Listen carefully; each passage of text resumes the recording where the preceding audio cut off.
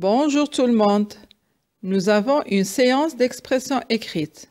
Prenez vos livres de lecture, page 160. Lisez le texte de la rubrique J'observe. Je lis. Chefchaouen, le 28 juin 2014. Chère Mona, j'espère que ta vilaine grippe est terminée et que tu es maintenant en bonne santé. Quel dommage que tu n'aies pas pu venir au mariage de Zakia et de Mohamed. Ma sœur était belle comme une princesse. On a fait la fête pendant 3 jours, presque sans dormir. Si tu avais été là, tu aurais eu droit comme moi et comme toutes les filles à un tatouage au nez. Le mien était trop beau et il n'a pas encore tout à fait disparu.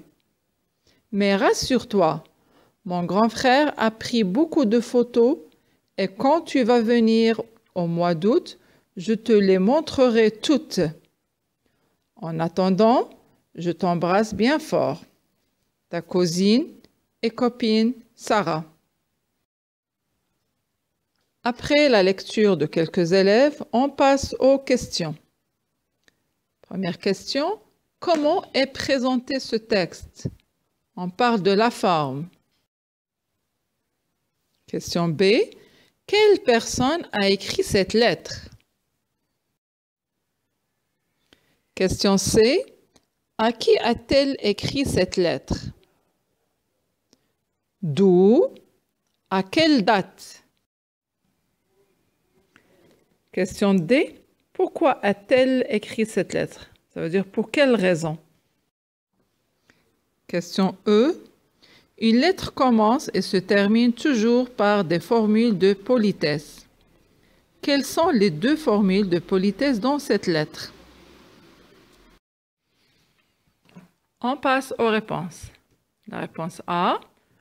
Ce texte est sous forme d'une lettre.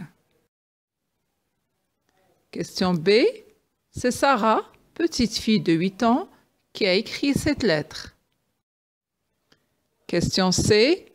La lettre est destinée à Mouna, cousine de Sarah. D'où? De Chefchaouen. En quelle date? En date du 28 juin 2014. Question D.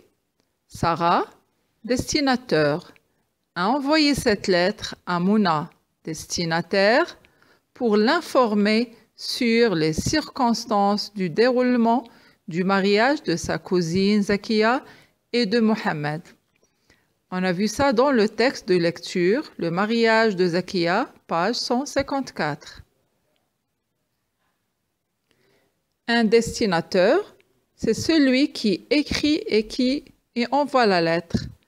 Un destinataire, c'est celui qui reçoit la lettre. On passe à la question E. Une lettre commence et se termine toujours par des formules de politesse. Dans notre lettre, la première formule de politesse est « Chère Mona ». Et à la fin, la deuxième formule de politesse, c'est « En attendant, je t'embrasse bien fort ». Bien sûr qu'il y a d'autres formules pour écrire une lettre. Voilà. Pour écrire une lettre, on doit d'abord déterminer le lieu et la date d'envoi de la lettre. Deuxièmement, on doit choisir la formule de politesse qui convient au statut du destinataire pour commencer la lettre. Troisièmement, pour le corps de la lettre, on peut demander des nouvelles du destinataire ou l'informer sur nos nouvelles. Et pour terminer, il faut choisir une autre formule de politesse et ajouter sa signature à la fin. Voici une synthèse ou une conclusion que vous devez copier sur vos cahiers d'expression écrite. Qu'est-ce que ça veut dire une lettre? La lettre est l'une des formes de communication les plus anciennes dans l'histoire de l'humanité.